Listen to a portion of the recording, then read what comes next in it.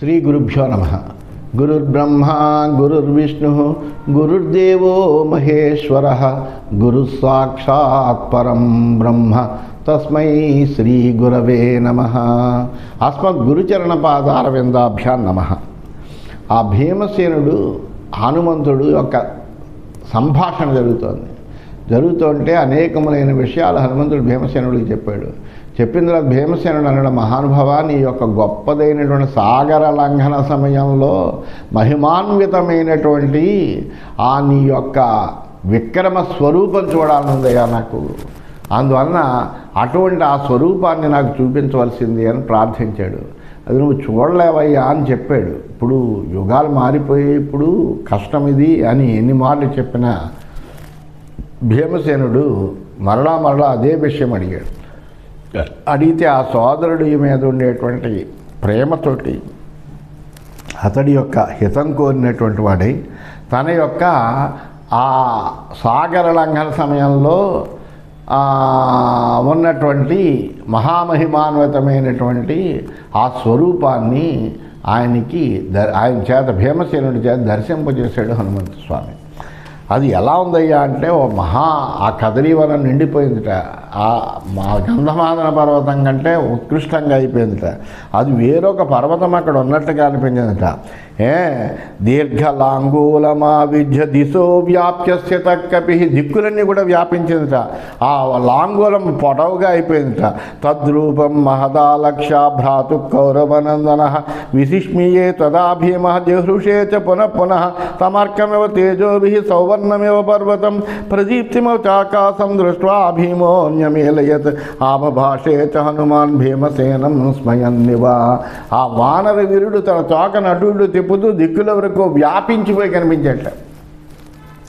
అటువంటి అనిర్వచనీయమైనటువంటి అద్భుతమైనటువంటి మహామహిమాన్వితమైనటువంటి ఆ హనుమస్వామి యొక్క రూపాన్ని చూసి భీముడు ఆశ్చర్యపోయేట. మాటికి అతడికి రోమాంచం కలిగిందట. అయ్య బాబోయ్, ఏమిటి ఈ రూపమేమిటి, ఈయన యొక్క మహిమేమిటి అని అనుకున్నట్ట, ఆశ్చర్యపోయేట. ఆ హనుమంతుడు ఎలా ఉన్నాడయ్యా అంటే సూర్యుడిలా తేజోవంతుడిగా కనిపించట. ఒక పెద్ద బంగారు పర్వతంలా ఉంది. ఎందుకంటే అతని శరీరం అంతా కూడా బంగారు కాంతితో మెరిసిపోతుంది. అందువల్ల ఒక పెద్ద బంగారమయమైనటువంటి పర్వతము అక్కడ ఉన్నట్టుగా కనిపిస్తుందట. అతడి యొక్క శరీర కాంతితో ఆకాశం మెరిసిపోతుందట. ఆ మెరుస్తున్నటువంటి ఆకాశాన్ని చూడలేకపోతున్నట్ట భీముడు. అటువంటి స్వరూపాన్ని చూసేటప్పటికీ ఒక్కసారి భీముడు ఏం చేసేటంటే అంతటి స్వరూపం చూడాలనుకున్నాడు. ఆ చూపించేటప్పటికి చూడలేక కళ్ళు మూసుకున్నట్ట. అప్పుడు హనుమంతుడు నవ్వుతూ భీమసేనుడితో అంటున్నాడు, ఏతావదిహ శక్తస్వం ద్రష్టుం రూపం మమానఘ వర్ధేహం చాప్యతో భూయో యావన్మే మనసి స్థితం భీమశత్రుషు చాత్యర్థం వర్ధతే మూర్తిరోజస. ఇప్పుడు ఈ పెద్ద స్వరూపం ఏదైతే ఉందో దాన్ని మాత్రమే నువ్వు చూసావయ్యా, ఇంతకంటే కూడా నేను పెరగలను. నా మనస్సులో కనుక కోరిక ఉంటే కనుక నేను ఇంతకంటే కూడా పెరిగిపోగలను, అందులో ఏం సందేహం లేదు. కానీ ఆ రూపాన్ని నువ్వు చూడలేవు, ఇప్పటికే నువ్వు చూడలేకపోతున్నావు. నా మనస్సు ఎంత కావాలనుకుంటుందో అంత స్వరూపం నాకు వస్తుందయ్యా. అందువల్ల భయానకమైనటువంటి శత్రువులు ఎవరైనా వస్తే వాళ్ళు ఎదురుగుండా నా రూపం మరింతగా పెరిగిపోతుంది అని చెప్పాడు. తదద్భుతం మహారౌద్రం వింధ్య పర్వత సన్నిభం దృష్ట్వా హనుమతో వర్ష్మ సంభ్రాంత పవనాత్మజ ప్రత్యువాచ తతో భీమ సంప్రహృష్టతనూరుః కృతాంజలిరదీనాత్మా హనుమంతమవస్థితం. ఆ హనుమంతుడి యొక్క భయంకరాకారం ఎలా ఉందంట, వింధ్య పర్వతంతో సమానంగా ఉందిట. రౌద్రంగా ఉంది. అది చూసి భీముడు చాలా కంగారు పడిపోయాడు. ఆ భీముడి శరీరం అంతా కూడా పులకాంచితమైపోయింది. చేతులు జోడించాడు. ఉదారమైనటువంటి హృదయంతో ఎదురుగా నిలబడినటువంటి ఆ హనుమంతుడిని చూసి నమస్కారం చేసి ఆయనతో ఈ విధంగా అన్నట్ట, దృష్టం ప్రమాణం విపులం శరీరస్యాస్యతే విభో సంహరస్వ మహావీర్య స్వయమాత్మానమాత్మనా. మహానుభావా నమస్కారం. నీ యొక్క శరీరపు వైశాల్యాన్ని అంతటి కూడా ప్రత్యక్షంగా చూశానయ్యా నేను. అందువల్ల నువ్వు మళ్ళీ మామూలుగా నీ రూపాన్ని నువ్వు తగ్గించుకుని మామూలు స్వరూపంతో నాకు కనిపించవలసింది అని ప్రార్థించట. నహి శక్రోమి త్వాం ద్రష్టుం దివాకరమివోదితం అప్రమేయం అనాదృశ్యం మైనాకమివ పర్వతం. నువ్వు ఎలా ఉన్నావంటే ఉదయించేటువంటి సూర్యుడిలో వెలిగిపోతున్నావు, నేను చూడలేకపోతున్నాను అసలు. నీ వైపు ఆ సాటి లేనటువంటి ఒక మైనాక పర్వతంలా కనిపిస్తున్నావయ్యా నువ్వు. అందువల్ల నేను చూడటమే కష్టము, చూస్తుంటే ఆశ్చర్యం వేస్తుంది. విస్మయశ్చైవ మే వీరా సుమహాన్ మనసోజ్జవై యద్రామస్త్వయి పార్శ్వస్థే స్వయం రావణమభ్యగాత్. నేడు నా మనస్సులో ఈ విషయాన్ని ఆలోచిస్తేనే ఆశ్చర్యం కలుగుతుంది. నువ్వు పక్కనే ఉండగానే శ్రీరాముడు రావణ సంహారం చేశాడు. త్వమేవ శక్తస్తాం లంకాం సయోధాం సవాహనాం స్వబాహుబలం ఆశ్రిత్య వినాశయితుమంజస. అసలు రాముడు రావణాసురుడిని చంపవలసిన పనే ఉందయ్యా. నువ్వు తలుచుకుంటే సమస్తమైనటువంటి లంకలో ఉన్నటువంటి వాళ్ళందరినీ కూడా సంహరించగలవు. నువ్వు ఒక్కడవే బాహుబలాన్ని ఆశ్రయించితే యోధులు వాహనాలతో కూడినటువంటి లంకనంతా వేగంగా నాశనం చేయగలిగినటువంటి సామర్థ్యత నీకే ఉంది. అందువల్ల నీకు అసాధ్యమైనటువంటిది ఏమీ లేదయా, నువ్వు ఒక్కడవే చేయగలవు. ఆ రాముడు ప్రతిజ్ఞ చేశాడు కాబట్టి రాముడే ఆ రావణాసురుడిని చంపాడు. నైతే కించిద్ అప్రాప్యం మారుతాత్మజ విద్యతే తవ నైకస్య పర్యాప్త రావణ సగణో యుధి. నీకు అసాధ్యమైనటువంటిది అసలు ఏమీ లేదు. యుద్ధభూమిలో సైనికులతో సహా కలిసినా కూడా రావణుడు నిన్ను ఒక్కడిని ఎదిరించలేడు. ఎంతోమంది నక్కల్లా నిన్ను ఒక్కడనే ఎదిరించలేడు రావణాసురుడు, సైన్యంతో కలిసి వచ్చినప్పటికీ అని చెప్పాడు. ఏవముక్తస్తు భీమేన హనుమాన్ ప్లవగోత్తమ ప్రత్యువాచ తతో వాక్యం శ్రగ్ధ గంభీరయా గిరా. ఈ విధంగా భీముడు చెప్పినటువంటి మాటలు విని కపిశ్రేష్ఠుడైనటువంటి హనుమంతుడు చక్కగా తన మాటల్లో మంచి స్నేహము, సుహృద్భావము, గాంభీర్యము కనిపించేలా ఆ భీమసేనుడితో ఈ విధంగా అన్నట్ట. ఏవమేతన్ మహాబాహో యథా వదసి భారత భీమసేన న పర్యాప్తో మమాసో రాక్షసాధమః. నువ్వు పలికింది నిజమేనయ్యా. ఆ రాక్షసాధముడు అయినటువంటి రావణాసురుడు నిజంగా నాకు ఎదురుపడలేడు, అందులో ఏమీ సందేహం లేదు.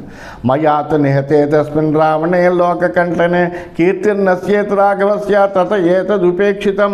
ఆ లోకకంఠకుడైనటువంటి రావణాసురుడు నా చేతుల్లో చేస్తే శ్రీరాముడి యొక్క కీర్తి తగ్గిపోతుంది అనేటువంటి ఉద్దేశంతో నేను ఉపేక్షించాను, లేకపోతే నేనే చంపేయగలను అన్నాడు. తేన వీరేణ తంహత్వా సకలం రాక్షసాదం మానీతా స్వపరం సీత కీర్తిశ్చాక్షాపితానుషు. ఆ పరాక్రమవంతుడైనటువంటి శ్రీరామచంద్రుడు రాక్షస గణసహితంగా ఉన్నటువంటి ఆ రావణాసురుణ్ణి చంపి సీతను అయోధ్యను తీసుకొచ్చాడు. దీనివల్ల మనుష్యుల్లో ఆయన యొక్క కీర్తి అంతా కూడా వ్యాపించింది. తద్గచ్చ విపుల ప్రజ్ఞ భ్రాతు ప్రీహితేరత అరిష్టం క్షేమమధ్వానం వాయునా పరిరక్షిత. అందువలన ఓ భీమసేన, నీ సోదరుని యొక్క హితం కోరి వాయుదేవునితో రక్షింపబడుతూ క్లేశం లేనటువంటి కుశలమైనటువంటి దారిలో నువ్వు వెళ్ళు. ఎంతే తప్ప ఏష పంథాః కురు శ్రేష్ఠ సౌగంధికవనాయతే ద్రక్షసే ధనదోద్యానం రక్షితం యక్ష రాక్షసైః. ఇదే నువ్వు సౌగంధిక పుష్పాల కోసం వచ్చావు కదా, ఆ సౌగంధిక పుష్పాలు ఉండేటువంటి వనానికి పోయేటువంటి దారి ఇదే. ఇది యక్షరాక్షసులతో ఎప్పుడూ కూడా రక్షింపబడేటువంటి కుబేరుడి యొక్క ఉద్యానవనం ఇది. అందువల్ల నచతే తరసాకార్య కుసుమావచయ స్వయం దైవతాని మాన్యాని పురుషేణ విశేషత. అక్కడికి చేరి వెంటనే ఆ సరోవరంలో ఉండేటువంటి పువ్వుల్ని నువ్వు వెంటనే ఇలా కోసేకు. ఎందుకంటే మనుష్యుల చేత ఎప్పుడూ కూడా దేవతల రూపాలు గౌరవింపదగినటువంటివి. ఎందుకంటే అది ఆ కుబేరుడి యొక్క ఉద్యానవనం. అందులో ఉండేటువంటి ప్రతి వస్తువు కూడా ఆ కుబేరుడి యొక్క అనుజ్ఞతో తీసుకోవాలి. అందువలన నువ్వు వెళ్ళి గబుక్కుని దుందుడుగ్గా అక్కడి నుంచి ఇలా కోసేయడం కాదు. బలిహోమ నమస్కారై మంత్రైశ్చ భరతర్షభ దైవతాని ప్రసాదం హి భక్త్యా కుర్వంతి భారత. పూజా హోమము, నమస్కారము, మంత్రము, భక్తిభావము ఇవన్నీ ఉండాలి. ఇవి ఉంటే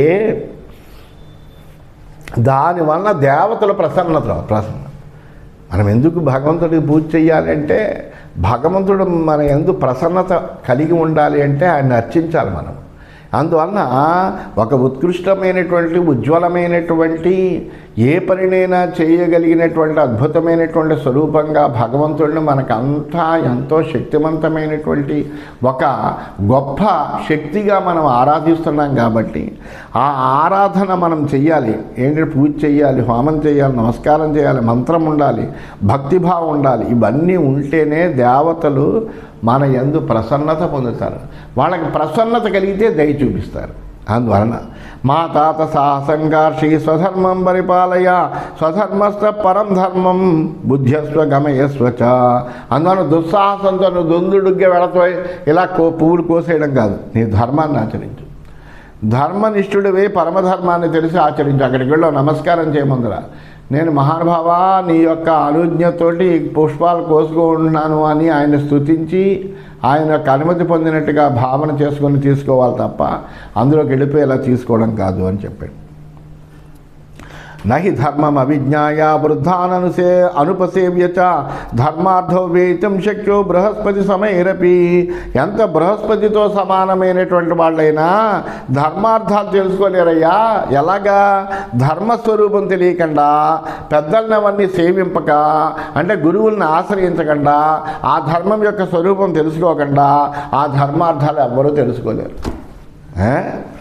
అధర్మో యత్ర ధర్మాఖ్యో ధర్మశ్చాధర్మ సంహిత సవిజ్ఞేయో విభాగేన యత్ర ముహ్యంచ బుద్ధయ. ఒకప్పుడు ఏమవుతుంది, అధర్మం ధర్మంగా కనిపిస్తుంది, ఆభాస. అధర్మమే ధర్మంగా కనిపిస్తుంది ఒకప్పుడు.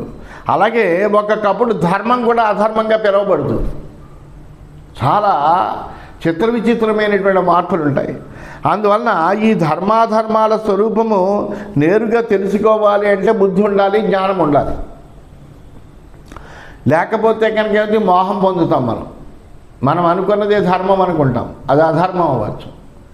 అలాగే మనము ఆ అధర్మం అనుకున్నటువంటిది ధర్మం అవ్వచ్చు. అందువల్ల ఈ విషయంలో మోహాన్ని పొందకుండా ఉండాలి అంటే కనుక బుద్ధి జ్ఞానము రెండు ఉండాలి. ఆ బుద్ధి జ్ఞానము మనకు ఉండాలి అంటే కనుక దాని యొక్క స్వరూప స్వభావాలు మనకు తెలవాలి. అలాగే గురువుల యొక్క అనుగ్రహం కావాలి. పెద్దల్ని మనం సేవిస్తే, గురువుల్ని సేవిస్తే, ఆ గురువులు దాని గురించి వివరించి చెబితే దాని వలన మనకు జ్ఞానం కలిగితే దాని యొక్క స్వరూపం మనకు బోధపడుతుంది. ఆచార సంభవో ధర్మ ధర్మే వేదా ప్రతిష్ఠితా వేదైర్యజ్ఞా సముత్పన్నా యజ్ఞైర్దేవా ప్రతిష్ఠితా. ఆచార సంభవ సదాచారం వలన ఎప్పుడూ కూడా ధర్మం ఏర్పడుతుంది. ఆ ధర్మము ఎలా ఏర్పడుతుందంటే ఆచారం వల్ల ఏర్పడుతుంది. ఆ ధర్మం అందే వేదాలన్నీ కూడా స్థిరపడ్డాయి. ఈ వేదాల వల్ల యజ్ఞాలు పుట్టాయి. యజ్ఞాల చేత దేవతల ప్రతిష్ఠ నిలబడుతుంది. అంటే చూసారా, దీనికి ఇది ప్రతి దానికి కూడా ఎట్లాగ అనుబంధం అనేటువంటిది ఉంది. అందువలన ధర్మం కావాలి అంటే సదాచారం ఉండాలి. అందుకనే అన్నాడు సమజ్ఞానం, సదాచారం, సమాశ్రయం ఇవన్నీ కూడా ఉండాలి అని అన్నాడు. ఆ సదాచారం వల్ల ధర్మం ఏర్పడుతుంది. ధర్మమందు వేదాలు ఉన్నాయి. వేదాల వల్ల యజ్ఞాలు పుట్టాయి. యజ్ఞాల చేత దేవతల ప్రతిష్ట నిలబడుతుంది. అందువల్ల ఇవన్నీ మనకు తెలిస్తేనే మనం దేవతలను ప్రసన్నం చేసుకుంటాం. వేదాచార విధానోక్తై యజ్ఞైర్ధార్యంతి దేవతా బృహస్పత్యుశన ప్రోక్తై నైర్ధార్యంతి మానవా. ఆ వేదాచార విధానాలు చెప్పేటువంటి యజ్ఞాల ద్వారానే దేవతల యొక్క జీవనం నడుస్తుంది. ఎందుకంటే యజ్ఞాల్లో ఆహుతులు ఇస్తుంటే దేవతలు దాన్ని ఆహారంగా స్వీకరిస్తున్నారు. అందువల్ల వాళ్ళ యొక్క జీవనం నడుస్తుంది. అందువల్ల బృహస్పతి శుక్రాచార్యుడు చెప్పినటువంటి నీతులు ఏవైతే ఉన్నాయో అవే మానవులకు అందరికీ కూడా రక్షణ కలిగించేటువంటివి రక్షకాలు. పణ్యాకర వాణిజ్యాభి కృష్యా గోజా విపోషణై వార్తయా ధార్యతే సర్వం ధర్మైరేతే ద్విజాతిభి. ఇవన్నీ ఉండాలి. అంగళ్ళు, అలాగే పన్నులు, వర్తకాలు, వ్యవసాయం, గోవులు, మేకల, గొర్రెల, పశువుల పెంపకం, ఇలాంటి ధర్మానుకూలాలైనటువంటి జీవన వృత్తుల ద్వారా 3 వర్ణాల వాళ్ళు అందరూ లోకాన్ని రక్షిస్తున్నారమ్మా. త్రయీ వార్త దండనీతి తిస్రో విద్యా విజానతం తాభి సమ్యక్ ప్రయుక్తాభి లోకయాత్ర విధీయతే. వేదత్రయం అంటే ఋగ్యజుస్సామాల్ని వేదత్రయం అంటారు. వార్త అలాగే దండనీతి, ఇది క్రమంగా బ్రాహ్మణుల, వైశ్యుల, క్షత్రియుల యొక్క జీవికను నిర్వహిస్తుంది. తెలివైన వాళ్ళ చేత ఏం చేస్తాయి ఇవి? ఈ వృత్తులు సరిగ్గా ప్రయోగింపబడడం చేత లోకయాత్ర అనేటువంటిది నిర్వహింపబడుతుంది. సా చేత్ ధర్మకృతాన స్యాత్రయీ ధర్మమృతే భువి దండనీతి మృతే చాపి నిర్మర్యాదమిదం భవేత్. అందువల్ల ఇప్పుడు ఏమవుతుంది? ఈ లోకయాత్ర ధర్మంగా లేకపోతే, భూమిపైన వేదోక్తమైనటువంటి ధర్మం పరిపాలింపకపోతే, దండనీతి సక్రమంగా లేకపోతే ఇదేమవుతుంది? మర్యాద లేనటువంటిది అవుతుంది. మర్యాదాతిక్రమణం. ఎలాగా? లోకయాత్ర సమానంగా ఉండాలి. ఎప్పుడు ఉండాలంటే భూమి మీద వేదోక్తమైనటువంటి ధర్మం పరిపాలించబడాలి. ఆ వేదోక్తమైనటువంటి ధర్మాన్ని అనుష్ఠానం చేసేటువంటి బ్రాహ్మణులందరూ ఉండాలి. అలాగే దండనీతి సక్రమంగా, అంటే ప్రభువులు ఎప్పుడు కూడా, రాజులు ఎప్పుడు కూడా దండనీతిని సక్రమంగా వినియోగించాలి. అటువంటి దండనీతి కూడా సక్రమంగా లేకపోయినా కానీ, పరిపాలన సమానంగా లేకపోయినా కానీ అధర్మం పెరిగిపోతుంది. అందువలన ఈ 3 వృత్తులు ప్రజల్లో ఏమవుతాయంటే ధర్మాన్ని పెంచేపోతాయ్యా. ద్విజాతీనాం మృతం ధర్మ ఏకశ్చైవైకలక్షణ యజ్ఞాధ్యయనదానాన్ని త్రయసాధారణా స్మృతా. ద్విజాతులకి ఎప్పుడు కూడా ముఖ్యమైనటువంటి ధర్మం ఏంటంటే సత్యమే. ఇది ధర్మం యొక్క ప్రధానమైనటువంటి లక్షణం, సత్యంతో ఉండడం. అలాగే యజ్ఞ, స్వాధ్యాయ, దానాలు 3 కూడా ద్విజులకి సామాన్యమైన ధర్మాలు. ఆ 3 కూడా ద్విజులందరూ కూడా చేయవచ్చు. యాజనాధ్యాపనం విప్రే ధర్మస్యైవ ప్రతిగ్రహ పాలనం క్షత్రియాణం వైశ్య ధర్మస్య పోషణం.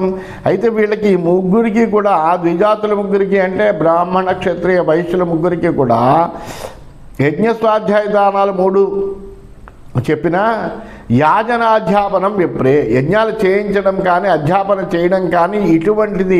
అలాగే ధర్మసేవ ప్రతిగ్రహ, అలాగే ప్రతిగ్రహం దాన స్వీకారం చేయడం అనేటువంటిది ఏదైతే ఉందో, అంటే అధ్యయనము, అధ్యాపనము, అలాగే ప్రతిగ్రహణము కూడా బ్రాహ్మణుల యొక్క లక్షణాలుగా చెప్పబడ్డాయి. క్షత్రియులకి పరిపాలన చెప్పబడింది. అలాగే వైశ్యులు పశువులను పోషించాలి, వాణిజ్యము, కృషి, ఇలాంటివన్నీ కూడా వాళ్ళకి చెప్పబడ్డాయి. శుశ్రూషా చ ద్విజాతీనాం శూద్రాణం ధర్మ ఉచ్యతే భైక్ష్య హోమ వ్రతైర్హీనా తథైవ గురువాసితా. అలాగే శూద్రులకి ఏం చెప్పబడింది అంటే బ్రాహ్మణులు, క్షత్రియ, వైశ్యులు ఈ ద్విజాతుల 3 కూడా సేవించడం అనేటువంటి శూద్రుల యొక్క ధర్మం. భైక్ష్యం, హోమం, వ్రతం లేకుండానే మిగిలిన వర్ణాల సేవయే వాళ్ళకి ముఖ్యం. క్షత్రధర్మోత్ర కౌంతేయ తవ ధర్మోత్ర రక్షణం స్వధర్మం ప్రతిపద్యస్వ వినీతో నీతేంద్రియ. అందరినీ రక్షించడం అనేటువంటిది క్షత్రియుల యొక్క కర్తవ్యం. బాధపడకుండా తన క్షతాత్రాయతేతి క్షత్రియ అన్నారు. ఎవడైనా బాధపడుతుంటే వాడిని రక్షించడం అనేటువంటిది ఏదైతే ఉందో అదే క్షత్రియ ధర్మం. అందుకే నీ ధర్మం కూడా, నువ్వు క్షత్రియుడు కదా, అందువల్ల నీ ధర్మం అదే. నీ ధర్మాన్ని నువ్వు ఆచరించు. వినయంతో జితేంద్రుడివే ఉండాలి నువ్వు. వృద్ధై సమ్మంత్ర్య సద్భిశ్చ బుద్ధిమద్భి శృతాన్వితై ఆస్థిత శాస్త్రిదండేన వ్యసనీ పరిభూయతే. అలాగే వృద్ధులతోటి, సత్పురుషులతోటి, బుద్ధిమంతులతోటి, వేద విద్వాంసులతోటి చర్చించి వాళ్ళ దయకు లోనై దండనీతిని పాటించవయ్యా నువ్వు. అంటే అందరినీ గౌరవించు, అందరూ చెప్పినటువంటి మంచి మాటలన్నీ శ్రద్ధగా ఆలకించి వాళ్ళతో చర్చించి ఏది మంచో ఆలోచించి ఆ విధంగా దండనీతిని పాటించు. వ్యసనపరుడైనటువంటి రాజుకి పరాభవం ఎదురవుతుంది ఎప్పుడు కూడా, అది ఇక్కడ గుర్తుంచుకో. నిగ్రహానుగ్రహై సమ్యక్ యదా రాజా ప్రవర్తతే తదా భవంతి లోకస్య మర్యాదాః సువ్యవస్థితాః. నిగ్రహానుగ్రహాలతో రాజు లోకాన్ని పరిపాలిస్తే లోకంలో మర్యాదలు కానీ, నియమాలు కానీ, ధర్మం కానీ నిలబడుతుందయ్యా. అందువలన వాటిని నిలబెట్టాలి అంటే కనుక నిగ్రహానుగ్రహాలతోటి పరిపాలన చెయ్యాలి. తస్మాత్ దేశే చ దుర్గే చ శత్రుమిత్రబలేషు చ నిత్యం చారేణ బోద్ధవ్యం స్థానం వృద్ధిక్షయస్తదా. అందువల్ల ఏం చేయాలి? తన శత్రువుల స్థితి ఏంటి, మిత్రుల స్థితి ఏమిటి, అలాగే వృద్ధి ఎంతవరకు వృద్ధి పొందింది, ఎంతవరకు క్షయమైంది, ఇటువంటి పరిస్థితి గూఢచారులు నియమించుకుని రాజు ఎప్పుడు కూడా రాజానః చారచక్షుష అంటారు. రాజులు ఎటువంటి వాళ్ళంటే చారచక్షులు, గూఢచారులే చక్షుషులు అంటే కళ్ళుగా కలిగినటువంటి వాళ్ళు. అందువల్ల గూఢచారులు నియమించుకుని ఎప్పటికప్పటికీ అక్కడ ఉండేటువంటి విధానాలన్నీ ఎలా జరుగుతున్నాయి, ఏం జరుగుతున్నాయి, ఎక్కడెక్కడ లోపాలు జరుగుతున్నాయి అనేటువంటి విషయాలన్నీ కూడా జాగ్రత్తగా ఎప్పటికప్పుడు తెలుసుకుంటూ ఉండాలి. తెలుసుకుని దానికి అనుగుణంగా ప్రవర్తిస్తూ ప్రతిక్రియలు ఏమైనా ఉంటే చేసుకుంటూ పాటించేటువంటి విధులు పాటిస్తూ జాగ్రత్తగా పరిపాలన చేయాలి. రాజ్ఞాం ఉపాయశ్చారశ్చ బుద్ధిమంత్రపరాక్రమాః నిగ్రహ ప్రగ్రహో చైవ దాక్ష్యం వై కార్యసాధకం. ఈ సామభేద దాన దండోపాయాలు అలాగే రహస్యంగా ఉండాలి. ఎప్పుడు వీడు గూఢచారి అని అందరికీ ప్రకటిస్తూ ఆ గూఢచారిని ప్రకటించకూడదు. గుప్తమైనటువంటి చారణ ఉండాలి, ఉత్తమమైనటువంటి బుద్ధి ఉండాలి రాజుకి. ఇప్పుడు సురక్షితమైనటువంటి మంత్రాంగం ఉండాలి, మంచి పరాక్రమం ఉండాలి, నిగ్రహానుగ్రహాల ఎక్కడ పట్టుకోవాలో అక్కడ పట్టుకోవాలి, ఎక్కడ విడవాలో అక్కడ విడవాలి. అందువల్ల నిగ్రహానుగ్రహ సామర్థ్యం ఉండాలి. ఇవన్నీ కూడా రాజులకి ఎప్పుడు కూడా కార్యసాధకాలు అవుతాయ్యా. సామ్నా దానేన భేదేన దండేన ఉపేక్షణేన చ సాధనీయాని కర్మాణి సమాస వ్యాసయోగత. అలాగే సామదాన భేద దండ ఉపేక్షలు అనేటువంటి నీతుల్ని విడివిడిగా అవసరమైతే విడివిడిగా ప్రయోగించాలి. అట్లాగే అన్నిటినీ కలిపి ప్రయోగించాల్సి వస్తే అన్నిటినీ కలిపి ప్రయోగించాలి. కార్య సాధనకి ఎట్లా అయితే అనుకూలంగా ఉంటుందో అట్లాగే చెయ్యాలి. ఎందుకంటే మంత్రమూల నయా సర్వే చారాశ్చ భరతర్షభ సుమంత్రితేన యా సిద్ధి తాన్ విజయ సహ మంత్రయేత్. అందువల్ల సకలమైనటువంటి రాజనీతులు కూడా గుప్తచారులు మంత్రాంగంపై ఆధారపడి ఉంటాయి. ఆ మంత్రాంగం సమానంగా ఉంటే కనుక ఈ రాజు యొక్క విధులన్నీ కూడా రామాయణంలోనూ చెప్పబడ్డాయి, మహాభారతంలోనూ చెప్పబడ్డాయి. అందువల్ల అన్ని పురాణాల్లోనూ కూడా చెప్పబడతాయి. ఈ రాజనీతులు గుప్తచారులు మంత్రాంగం మీద ఆధారపడి ఉంటాయి. ద్విజులతో చక్కగా సంప్రదించి నిర్ణయించినటువంటి మంత్రాంగమే ఎప్పుడూ కూడా ఫలిస్తుంది. అందువలన మంత్రాంగం ఎలా ఉండాలంటే చాలా రక్షణ కవచంలా ఉంటుంది రాజ్య పరిపాలనకి. అది సమగ్రంగా సరిగ్గా స్థిరంగా సరిగ్గా రక్షింపబడుతూ ఉండాలి. స్త్రియా మూఢేన బాలేన లుబ్ధేన లఘునాపి వా న మంత్ర ఈత గుహ్యాని యేషు చోన్మాద లక్షణం. అలాగే ఇకపైన చెబుతున్నాడు ఏంటి, ఎవరితో ఇప్పటివరకు ఎటువంటి వాళ్ళతో సంప్రదించాలో, ఎటువంటి వాళ్ళతోటి కలిసి ఉండాలో, ఎవరు ఎటువంటి మంచి మంచి విషయాలు చెబుతారో ఆ విషయాలను రాజు ఎట్లా వినాలో, ఎలా ఆచరించాలో చెబుతూ ఇప్పుడు స్త్రీలతో కానీ, మూఢులతో కానీ, బాలులతో కానీ, లోభులతో కానీ, నీచమైనటువంటి పురుషులతో కానీ మంత్రాంగం ఎప్పుడూ రాజు చేయకూడదు. చేస్తే ఏమవుతుందంటే వాళ్ళ ఉన్మాద లక్షణం ఎక్కువగా ఉంటుంది. ఆ ఉన్మాద లక్షణం ఉండడం వల్ల అది రాజ్య నాశనానికి దారి తీస్తుంది. అందువల్ల ఎప్పుడు కూడా మంత్రాంగం విద్వాంసులతోటే చెయ్యాలి. మంత్రయే స విద్వద్భిశక్తై కర్మాణి కారయేత్ స్నిగ్ధైశ్చ నీతి విన్యాసాన్ మూర్ఖాన్ సర్వత్ర వర్జయేత్. విద్వాంసులతోటి ఎప్పుడు మంత్రాంగం చెయ్యాలి, సమర్థులతో పని చేయించాలి, కానీ సామర్థ్యం లేని వాటి చేత పని చేయించకూడదు. అలాగే స్నేహితులతో నీతుల్ని ప్రయోగింపచేయాలి, మూర్ఖుల్ని మటుకు పూర్తిగా విడిచిపెట్టాలి అంటూ అనేకములైనటువంటి ధర్మాలన్నింటినీ కూడా రాజు ఆచరించవలసినటువంటి ధర్మాల్ని సమగ్రంగా ఇక్కడ హనుమంతుడు భీమసేనుడికి ఉపదేశం చేస్తున్నాడు అని చెబుతూ స్వస్తి.